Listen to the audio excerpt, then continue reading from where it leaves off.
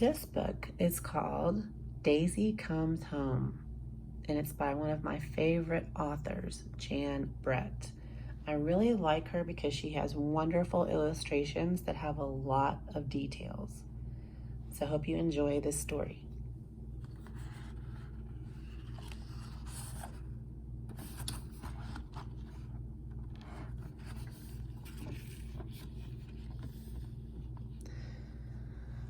Look over the garden wall and you will see the 6 happiest hens in China. They live in Mei's sandy yard by the Li River, where they lay brown eggs every day for Mei to sell at the market. But it was not always this way.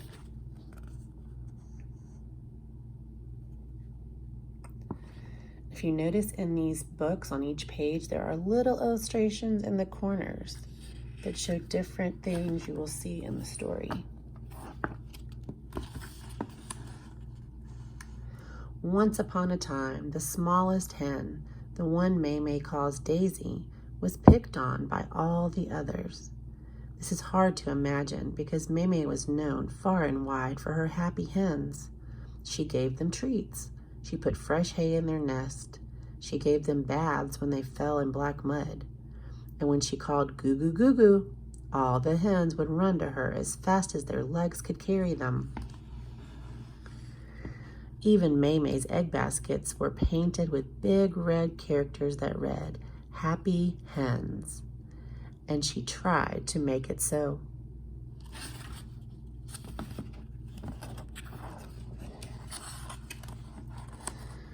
But every night when it was time to roost in the hen house, the other hens picked on Daisy. They fluffed up their feathers and crowded her off the perch. They jostled her until peck, one or the other pushed her and thump, off she fell. Then the hens tucked their heads into their feathers and went to sleep, while poor little Daisy was stuck below on the damp mud floor, shivering and cold until morning.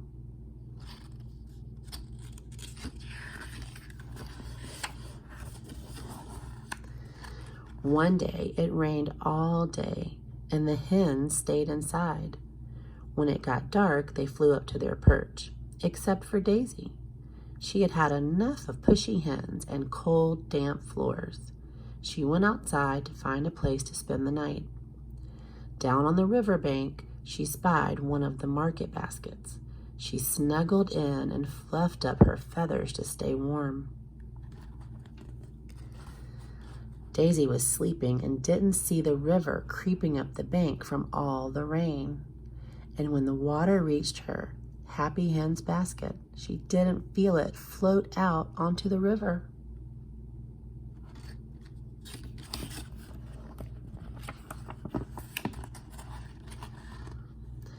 But when the basket started tipping and bobbing, Daisy woke up.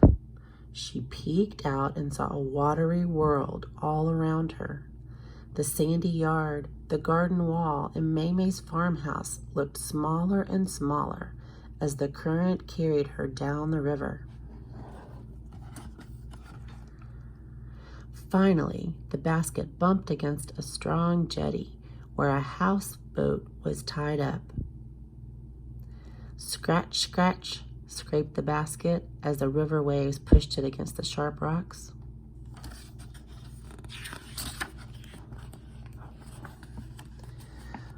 A dog was sitting up on the deck of the houseboat.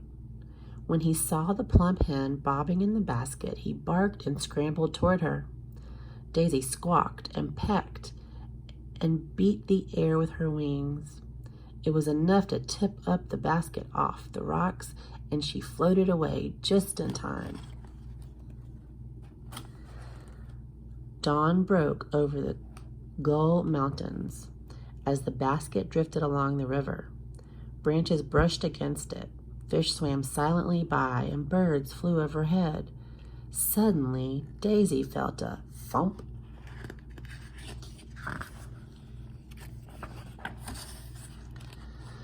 Daisy looked up and saw 2 big horns and a pair of surprised eyes looking down at her. The basket had drifted into the legs of a great big water buffalo taking a morning drink. The buffalo snorted loudly, scaring Daisy. She flew forward and nipped his furry muzzle and flapped her wings. Daisy scared the water buffalo.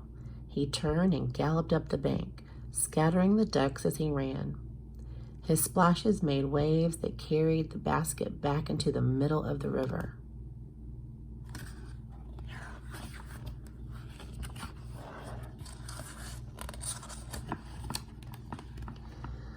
Daisy traveled along all day until her basket was hooked by the roots of a banyan tree, where a troop of red-tailed monkeys lived. The curious monkeys eyed Daisy and climbed down for a closer look. Daisy froze as one monkey crept up to the basket and reached in. Daisy flapped and pecked, nipped and squawked. The startled monkey pushed the basket away. It broke loose from the tree and floated on down the river. Daisy wondered what would happen next.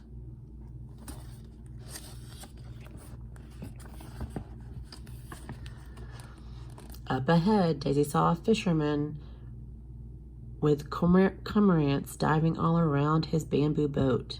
They were catching fish and taking them to him for a reward. The fisherman felt a soft bump behind him. Thinking it was a cormorant, he reached back and grabbed. How surprised he was to see that he was holding a hen instead of a cormorant. "Finders keepers," he exclaimed. "Little fish, big fish, silver fish, white fish. That's what I sell at the market. But today I will have this tender young chicken." He put a net over the basket and headed to shore with poor Daisy inside.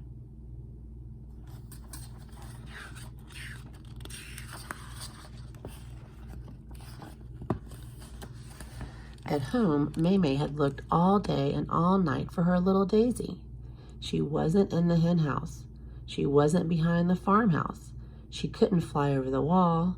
Where is she? Maymay wondered, worried all the time about what had happened to Daisy. Finally, she knew that she had to go to the market. With a sad feeling, she packed her eggs in their baskets and started on her way. As the basket swung back and forth, the red characters on the sides of her baskets made Maymay feel sadder and sadder. "Happy hens," she said aloud to herself. "What about my Daisy? Where can she be?"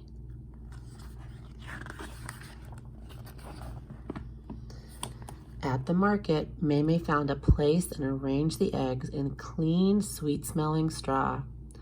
All morning, shoppers bought her fresh brown eggs, but she couldn't stop thinking about her little lost hen. Maymay heard a voice calling to her. It was her friend Zhang, yelling from the back of a bike cart. "A fisherman has a happy hens basket," he shouted.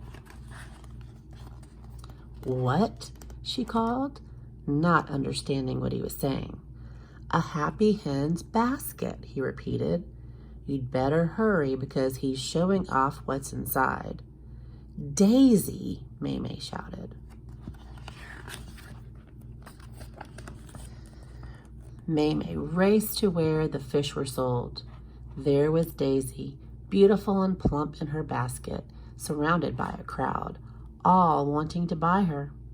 "That's my hen," she cried to the fisherman, but his face was like stone. She pointed to the red characters on the basket. "Happy hens," she said.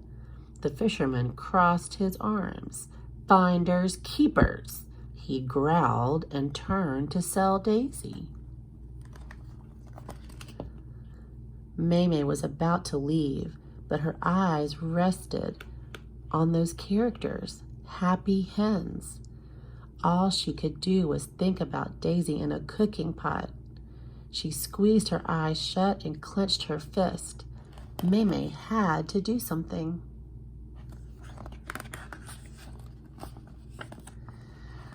"Goo, goo, goo, goo, goo," she called at the top of her voice, And when Daisy heard that call, she answered it the way she had every day of her life. She rose up and threw herself against the basket, ripping it over. She ran toward her friend Maymay as fast as her legs could go. Daisy flew onto Maymay's shoulder, and off they went, running back to get Maymay's baskets and go home. The fisherman ran after them, furious. "Stop," he yelled at Maymay. "That's my hen." "Finders, keepers," Maymay called over her shoulder. And with Daisy clinging to her, she ran and didn't stop until they were safely home. That night, as the sun went down, Daisy took a place on the roost. When one of the big hens fluffed up her wings and spread out, expecting Daisy to fall off the perch like always, Daisy flapped her wings. "I learned that from a boat dog," she clucked. Another hen tried to tip her off. She pushed right back. "I scared a water buffalo like that," she squawked. Another hen jostled her. Peck, peck. Peck, peck. Daisy kept her place on the perch and beat the air with her wings. She remembered the monkey, and she pecked and flapped all over again. That was when the hens gave Daisy a place of her own.